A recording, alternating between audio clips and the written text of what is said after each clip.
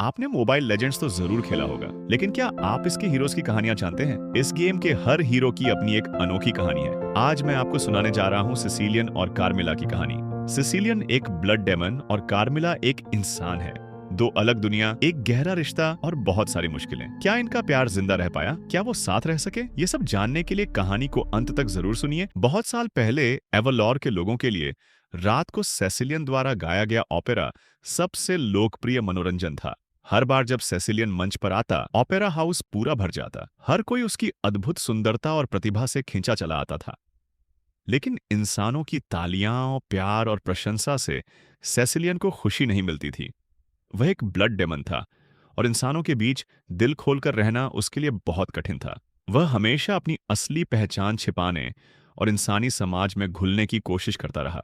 जब सेसिलियन को होश आया था, तब से उसने देखा कि उसके जैसे लोग इंसानों से दूर रहते हैं। लॉर्ड लावा द्वारा ब्लड डेमनों पर अत्याचार के कारण उनके लिए भविष्य बहुत अंधकारमय हो गया था। इसलिए कुछ डेमनों ने डेस्पेयर प्लेस छोड़कर इंसानों के बीच आकर बसने का निर्णय लिया। वे भगवान की माफी पाना चाहते थे, सामान्य जीवन जीना चाहते थे और इंसानी समाज में घुलना चाहते थे। लेकिन सच्चाई ये थी कि इंसानों ने उन्हें अपनाने के बजाय उनसे नफरत की और एबिस के दानवों ने उनका शिकार किया। जब सेसिलियन जवान हुआ, तब वह अपनी प्रजाति का अकेला जीवित सदस्य था। अपनी असली पहचान छिपाने के लिए सेसिलियन एवलॉर में एक ओपेरा कलाकार के रूप में रहने लगा और ब्लड डेमन से जुड़ी हर विशेषता और शक्ति को छिपा लिया। मंच पर वह आकर्षक और शालीन दिखता था। उसके चारों ओर हजारों लोग दीवाने होते थे, लेकिन रात में वह अकेला रहता। एक के बाद एक रात गुजरती। ये अकेलापन तब तक चलता रहा जब तक उसने एक अविस्मरणीय प्रदर्शन नहीं किया। जब वह मंच के बीच में झुका तो उसने पहली बार कार्मिला को देखा और वो सुंदर लड़की भी उसी को देख रही थी। उसी क्षण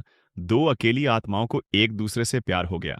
हालांकि सेसिलियन हमेशा खुद को इंसानों से दूर रखने की चेतावनी देता था, लेकिन कार्मिला के लिए उसके प्यार ने उसे बदल दिया। प्यार के सामने उसने अपने दिल की सुनी। हर परफॉर्मेंस में वह कार्मिला के लिए एक खास गाना गाता और वे दोनों एक दूसरे की नजरों से जुड़ जाते। जब कार्मिला ने उसके अतीत के बारे में पूछा, तब भी सेसिलियन ने कुछ नहीं बताया। फिर भी दोनों ने एक दूसरे से सच्चा साथ निभाने की कसम खाई। जैसे जैसे उनका प्यार गहराता गया, वे चोरी छिपे मिलने लगे। लेकिन कार्मिला के पिता अर्ल अंसाक सब कुछ जान चुके थे। अर्ल की नजर में सेसिलियन एक मामूली ओपेरा गायक था। वो चाहता था कि उसकी बेटी किसी ताकतवर व्यक्ति से शादी करे। जब यह प्रेम संबंध गहराया तो अर्ल ने जबरन कार्मिला को कैद कर दिया, ओपेरा हाउस बंद करवा दिया और सेसिलियन को निर्वासित कर दिया। जल्द ही अफवाहें फैल गईं कि अर्ल अंसाक अपनी बेटी की शादी इंपीरियल आर्मी के जनरल बैरन ताविल से कराने वाले हैं। सेसिलियन को गुस्सा आया और वह पहरेदारों को हराकर कार्मिला को ले जाना चाहता था, लेकिन उसने समझा कि ऐसा करने से कार्मिला की जिंदगी भागते हुए कटेगी। उसने सोचा कि ब्लड डेमन और इंसान के बीच प्यार संभव नहीं और उसने सब कुछ छोड़ने का निर्णय लिया। सुबह होने वाली थी और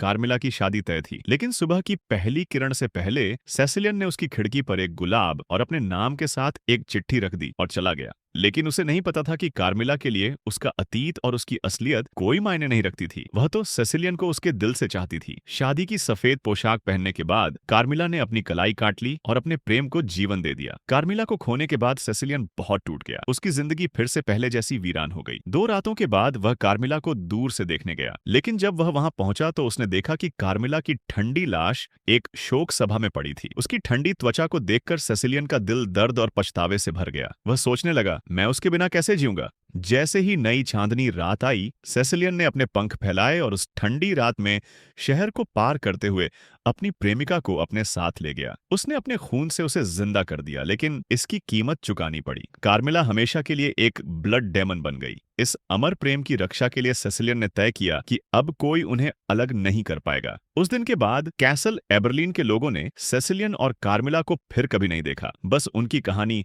रातों में फुसफुसाई जाती रही। कहा जाता है कि जब रात आती है तो कार्मिला सेसिलियन की बाहों में कैसल की सबसे ऊंची मीनार पर बैठती है, जैसे समय थम गया हो। समय के साथ उनका प्रेम और मजबूत होता गया और सेसिलियन को समझ आया कि ब्लड डेमन होना कार्मिला के लिए कभी भी मायने नहीं रखता था। वह उसे उसी रूप में चाहती थी जैसे वह था, लेकिन ब्लड डेमनों से धोखा और इंसानों की नफरत ने उन्हें मजबूर किया कि वे अपने पुराने जीवन को छोड़कर हमेशा के लिए भटकते रहें। पर अब वे साथ थे और यही सबसे बड़ी बात थी। सेसिलियन बचपन से ही अंधेरे में रहने और भीड़ से दूर रहने का आदी था। प्रशंसा, तालियां और शोहरत अब बेकार लगने लगी थी। उसकी ब्लड डेमन की पहचान उसे इंसानों के सामने खुलने से हमेशा रोकती रही। लेकिन अब वह अपने हर राज को उस एक व्यक्ति के साथ बांटने को तैयार था जिसे वह सबसे ज्यादा चाहता था। कार्मिला के साथ भागना मतलब था कि उसकी पहचान उजागर हो सकती थी। अब उसके सामने एक ही रास्ता था, भागते रहना, इंसानों और एबिस के दानवों दोनों से। जीवन भर बहुत कुछ सहने के बाद सेसिलियन अब और अन्याय सहने को तैयार नहीं था। अब वह चुप रहने वाला नहीं था। वह भगवान की माफी चाहता था, लेकिन अगर कोई उसे और उसकी प्रेमिका को मारने आएगा तो वह खून की नदियों से उनका सामना करेगा। उनकी जिंदगी का हर पल उनके प्यार का प्रतीक था। सेसिलियन को विश्वास था कि प्यार के साथ वह हर कठिनाई सह सकता है। कार्मिला के पिता से अपने प्यार को छुपाने और एबिस के दानवों से बचने के लिए